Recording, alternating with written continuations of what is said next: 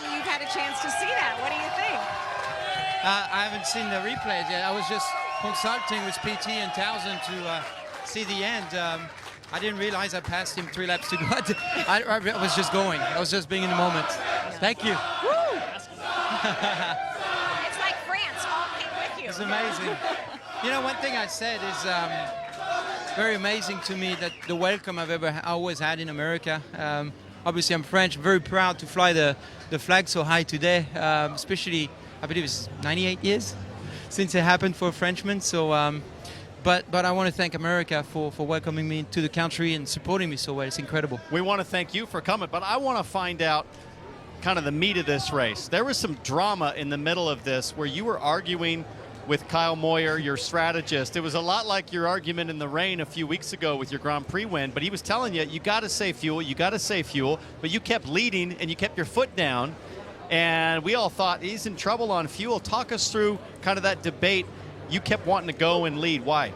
Well, the car was really good, and in practice I noticed that if you fall 3 car back, 4 car back, you get in trouble. And in the past, I've had really good cars and I could have won the race, but I played it too conservative. So this time we went into the race thinking, let's attack, let's try to lead and see what we can do. We knew we had a really fast car, obviously, with pole position. So all it was running up front all day and try to stay either first or second. I didn't have the confidence to fall to second because I had a bit of understeer. I was a bit worried about that. And then I tried with Joseph because I had no choice anymore. And in that stint, we saved a lot of fuel to come back on the strategy. And of course, yellow played out really well for us, but you know, that's Indianapolis. We had a little talk before the start of the race. You did? In the green room. You told me. And I don't know if I gave you bad advice, but what did I tell you? You did. You said full attack, man, and we did it. Yeah, full attack all day. The only way you're going to win this race is to control it, and you did that. Just like you won your championship back in 16 at Sonoma, you controlled the race, and I was a little worried for you because you were burning that fuel up in the beginning, and I was like, he's got to drop back, but it's hard to do that. It's hard to do. It's the biggest race in the world, right? I mean, you're leading, everything's going well. You don't want to fall back because you don't know who's doing what behind. I knew Dixon was a little different on fuel, Rossi as well. So I just wanted to lead and see how that could play out by lap 150. Yep. It worked. Listen, when we got to the end of the race, things got very exciting. It's probably a little bit of a blur, so let's help you out. Why don't you talk us through the last 3 or 4 laps here, Simon? Woo. You're leading right now. We're on board with Rossi with 4 laps to go. Is that when he gets me back? Does it get me back there? Yeah, so yes. Sorry, it's all blurry at this point. So 4 miles to go, just like qualifying. 4 of the fastest laps you can do, and Rossi got a run. He was really good in 3 and 4, and he'd get a run on you. You were blocking to the inside here. Talk us through that decision. yeah, the car was really, really strong, and I put all the tools in the race car, very aggressive to make sure I could run as low as I could to break the draft. And I knew by 10 laps to go, I knew I couldn't hold first the whole time. At this point, did you think, oh no, No, I've I was lost fine it? there. I was like, okay, perfect. Actually worked out really well. I was just worried about Sato get a run there, but I had the draft, so I knew, okay, this is perfect timing. I'm going to try to get him the next lap as soon as I get a run, and that should work. That should give me just 1 lap to run up front, and I knew I could hold it for a lap.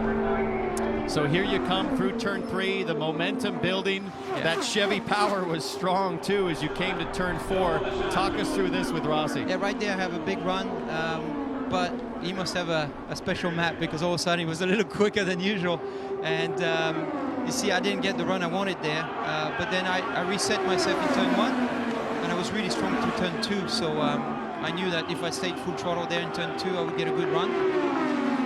I mean, the fact that you tell the audience what it's like when you make a move or a guy makes a move on you and he forces you to the outside and then you cut across and the guy takes the air off your wing. What do? Do you just back off the throttle so you don't lose too much ground? For Rossi's situation or mine? For you? For me, no, I just say full throttle. I was like, that's my chance. I got to go. No choice. You've been in that situation, right? You stayed on it. you just got to stay on it and hope that the other race is going to respect you. And Rossi was phenomenal. Coming to the white flag lap, it almost looked like you were shooting for pit lane. I thought, oh no, what's the problem? But it was just the big block, very proactive. I'm not going to call it a block. It's just driving the low line because you were proactive these last few laps. And then this was the King Cobra down the back straightaway. Yeah, trying to break the draft. I learned that from Montoya. You know, he did that when he won the race, and I knew I had to do it twice. I was trying to prepare it the whole last 10 laps. That's why I was doing it. And I knew the last lap I would have to do it twice. Do you look in your mirrors, or is it all off the spotter? I was full in the mirrors the whole lap. I almost hit the wall actually there. Just got so close, and that was it. Woo! Oh man, sweetest moment of my life. You worked for your dad in a grocery store. You worked in the video department. That looked like a move off of a video game. Well, I mean, you know, it's incredible because I'm not from, my family was not involved in racing, and I always dreamt to get to this level. I always dreamt to just be a race car driver, but then my dreams were all happening. And I kept on dreaming, I kept on believing that it was possible. I tell you what, kids, if you're watching, always believe that anything's possible as long as you work hard and you give yourself 100%. And for me personally, I feel so blessed because it's happened. So you started out in the video game department. You're now an Indy 500 champion. You grew up on road and street circuits. Where did you learn to drive on an oval like this? Well, you actually taught you. me a few. First test on an oval was with you. And then Paul Tracy shocked. Coached you home today. He did. In the green room. So full attack. For what it's That's worth. the new motto, full attack. Absolutely. That's what works for me. You know, the thing is I don't crash much. And the reason is I'm a little more conservative than most drivers. But actually, if I unleash myself and let the talent work, there is talent there. I just have to trust it and believe it. And, you know, I found a sweet spot where I think I can be attacking without taking crazy risks. Simon, I talked about it earlier before you came on. You never doubted yourself. You weren't even faking it. It wasn't like you were trying to talk yourself up these last 18 months, struggling to get the results because you said the car's fast. I know we're good. It's just a matter of time. You believed it the whole way through. Help everybody understand what it takes to be like that. When the pressure's on, you're driving for the best in the business. Yeah, I mean, obviously, when you drive for Team Penske, it's expected of you to execute, right? But my team has been so supportive in giving me what I need. You know, we didn't win by mistake when we won in 2016, and Roger and Tim Cindric have always been so supportive of mine. So when last year was tough, they were like, what can we do? What do you need? I said, listen, if we get it where I want it to be, we'll be fine. Just let me work with the engineers, and the engineers followed what I needed, and here we are. So you know, it's a team effort. I can't take all the credit, quite frankly, because I couldn't have done this without this incredible team. So well, the guy that's got your back didn't even come out there. Kyle Moyer calls your races. He's your biggest cheerleader on the radio, and you guys getting some scraps, but he didn't come out to kiss the bricks. He went back to the garage to talk to the guys about next week in Detroit and what needs to happen for next week. Absolutely. Well, that's Kyle Moyer. He's a hard worker. He's always focused on the goals, execution. He doesn't take much pride or joy in victory lane or trophies. He's about winning the race, and you know, he's always celebrating there. And when it's back to work, we're going to win next week. I got this win. I gotta compliment you. This sport is very easy to become all about me. You know, I won the Indy 500. You waited to kiss the bricks. You waited for your team to come join you for that moment, and I salute you for that, because you know more than just about anybody how much work goes into producing a winning car. So well done. Thank you, Thank you, Townsend. It's, you know, you can't do it alone. No way.